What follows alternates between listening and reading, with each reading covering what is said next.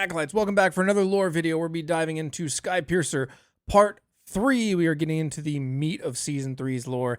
Skypiercer Part 3 is the finale of the Grandmaster's backstory and directly ties into the events later in Season 3 and into Season 4. Picking up outside of the Dread Fortress with an army some weeks later, Elucia's assault begins. While Lucia's forces fight an army of shadowy knights, the party sneaks into the fortress with the help of Vythorn, who then leaves the party alone to pursue the Shadow King while he maintains his cover. Upon reaching the throne room, our party finds the Shadow King old and decrepit. Seeing Lucia, he throws off his cloak and siphons the energy from a mage nearby, growing in stature and power. As the fight begins, the Shadow King gains a quick upper hand, refueling his health by sacrificing his mages. Things begin to look dire as Lucia falls unconscious.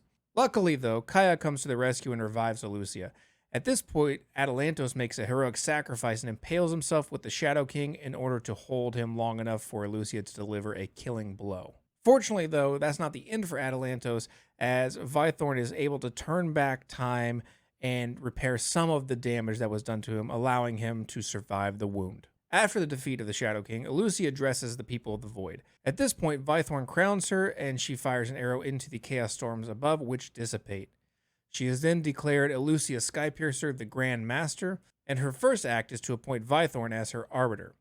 She then goes on to establish a series of games, the Deathmatches, to commemorate her victory and to serve as a reminder of a time of uncontrolled chaos, and that through honor and sacrifice, you find who you really are.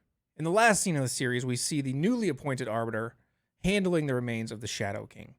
He states to himself the knowledge and power held within the Shadow King would be wasted in his death, and that he would harness that power for the good of the Void and the Grandmaster.